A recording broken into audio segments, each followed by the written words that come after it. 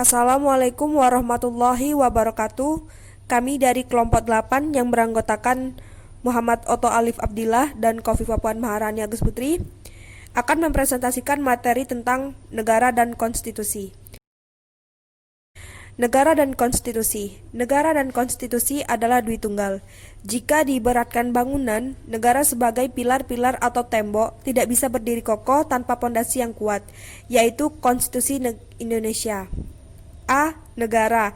1. Pengertian negara. Negara adalah sebuah organisasi atau badan tertinggi yang memiliki kewenangan untuk mengatur perihal yang berhubungan dengan kepentingan masyarakat luas serta memiliki kewajiban untuk mensejahterakan, melindungi, dan mencerdaskan kehidupan bangsa. 2. Teori terjadinya negara. Teori teokrasi. Menurut teori ini, negara berdasarkan kehendak Tuhan. Paham ini muncul bahwa keyakinan keagamaan bahwa Tuhanlah Maha Pencipta di langit dan di bumi. Teori organik. Teori ini pertama kali diperkenalkan oleh Plato, bahwa negara organik bukanlah rakyat semata yang menjadi badan politik. Teori perjanjian. Teori perjanjian masyarakat memandang terjadinya suatu negara karena adanya perjanjian di masyarakat. Teori kekuasaan. Menurut teori kekuasaan, siapa yang berkemampuan untuk memiliki kekuasaan berhasil mencapai kekuasaan selayaknya memegang pucuk pemerintahan. Teori kedaulatan. Teori kedaulatan rakyat memandang keberadaan negara karena adanya kekuasaan tertinggi yang mampu mengatur kehidupan bersama masyarakat negara. Negara Indonesia berdasarkan berbagai teori terjadinya negara, kedaulatan negara, serta bentuk dan tujuan negara, maka negara Indonesia yang diproklamasikan tanggal 17 Agustus 1945 dapat dijelaskan secara teoristis sebagai berikut.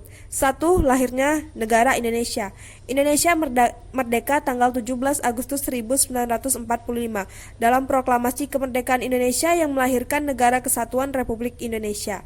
Negara Kesatuan Republik Indonesia bukanlah merupakan tujuan terakhir perjuangan bangsa Indonesia, melainkan merupakan alat untuk melanjutkan perjuangan bangsa Indonesia mencapai cita-cita membentuk masyarakat adil, makmur, aman, sentosa berlandaskan Pancasila. 2. Kedaulatan Indonesia.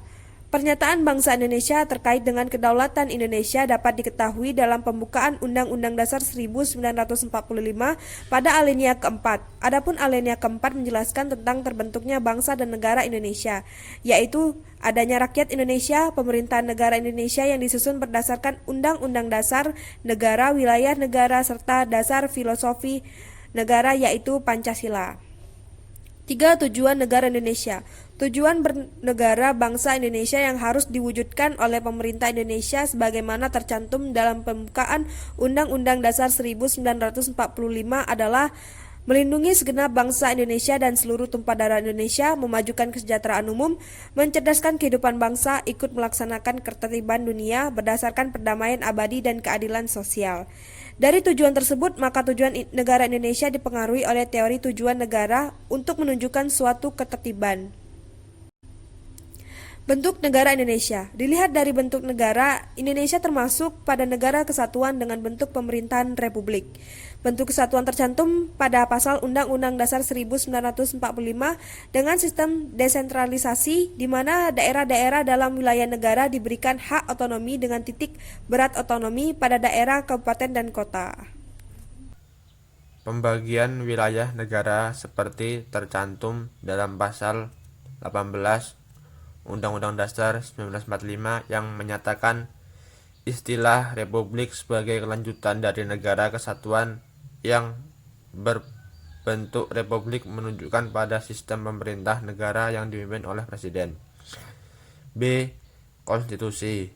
Konstitusi adalah sebuah aturan-aturan dasar dan ketentuan-ketentuan hukum yang dibentuk untuk mengatur fungsi dan struktur lembaga pemerintah, termasuk dasar hubungan kerjasama. Sifat konstitusi ada dua macam, yakni fleksibel atau luas dan rigid atau kaku. Bersifat rigid karena untuk mengubah konstitusi perlu prosedur yang rumit. Sedangkan bersifat fleksibel, konstitusi tersebut mudah mengikuti perkembangan zaman. Apabila diberlakukan konstitusi tidak membutuhkan prosedur yang istimewa atau rumit, perubahan itu cukup dilakukan oleh badan pembuat undang-undang biasa.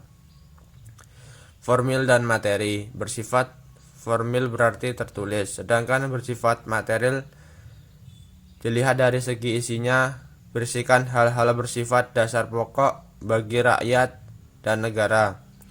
Sama dengan konstitusi dalam arti relatif. Konstitusi yang bersifat kaku tidak dapat mengikuti perkembangan zaman karena tidak hanya memuat hal-hal pokok saja, namun juga membuat hal-hal yang penting.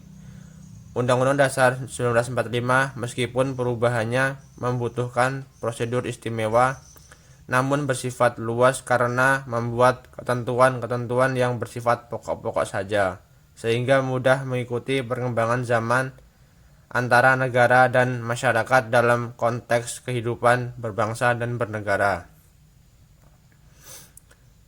Fungsi dan kedudukan konstitusi antara lain: 1. Membatasi kekuasaan si pengusaha dan menjamin hak warga negara. 2. Merupakan pencerminan keadaan masyarakat dan negara bersangkutan. 3. Memberi petunjuk dan arahan kemana negara akan dibawa. 4. Dasar dan sumber hukum bagi peraturan perundangan di bawahnya. 5. Produk politik yang tertinggi bagi suatu bangsa dalam bentuk dan menjalankan negara. Tujuan konstitusi. C.F. Strong menyatakan bahwa pada prinsipnya tujuan konstitusi adalah untuk membatasi kewenangan tindakan pemerintah, untuk menjamin hak-hak yang diperintah dan merumuskan pelaksanaan kekuasaan yang berdaulat. Oleh karena itu, setiap konstitusi senantiasa memiliki dua tujuan, yaitu untuk memberikan pembatasan dan pengawasan terhadap kekuasaan politik, untuk membebaskan kekuasaan dari kontrol mutlak para penguasa serta menetapkan batas-batas kekuasaan bagi penguasa. Tujuan dibuatnya konstitusi adalah untuk mengatur dalam kekuasaan yang jalan membatasinya melalui aturan untuk menghindari terjadinya kesewenangan yang dilakukan penguasa terhadap rakyatnya, serta memberikan arahan kepada pengusaha untuk mewujudkan tujuan negara. Mungkin itu saja yang dapat disampaikan dari kelompok 8. Lebih dan kurangnya saya mohon maaf. Wabillahi taufiq wal hidayah. Wassalamualaikum warahmatullahi wabarakatuh.